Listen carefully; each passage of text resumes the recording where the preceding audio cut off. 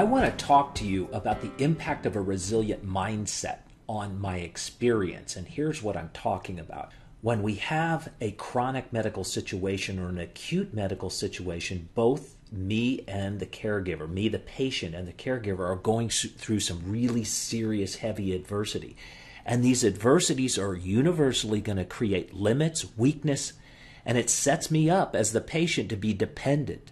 And we universally define this dependence as bad, and we fight it every step of the way. After all, who wants to be dependent? Who wants to be weak? Who wants to be limited? I certainly don't. But let me ask you this. What if there were a way to transform this dependence into partnership? Partnership with a caregiver, partnership with an estranged family member, partnership or renewed found friendship with a long-lost buddy, or a partnership with God Himself. That is transformative of my experience because it transforms suffering into some kind of meaningful growth experience. And I'm the one who has control of that. For example, my weakness and my limitation becomes inspirational to others. And that gives me a newfound purpose. Or what if finally my dependence and my weakness somehow leads me to some peace of mind that I never had before?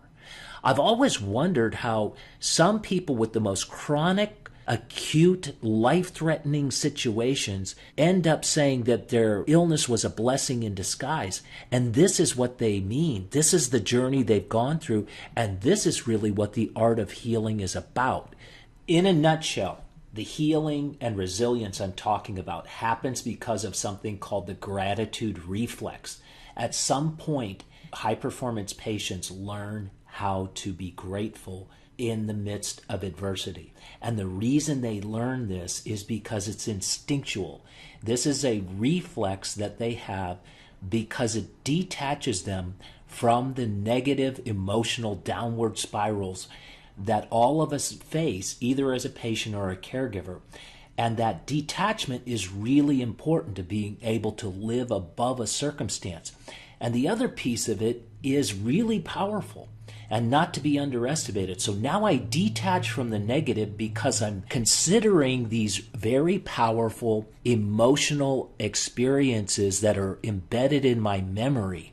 And I relive these things and I amplify them, and I'm going to use them to empower me. And they take me into a adoption of hope, forgiveness, trust. They help me create patience, humility, humor.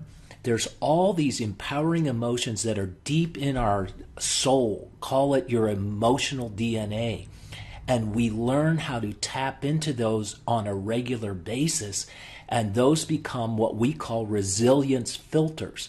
This is the filters that transform adversity and make it growth.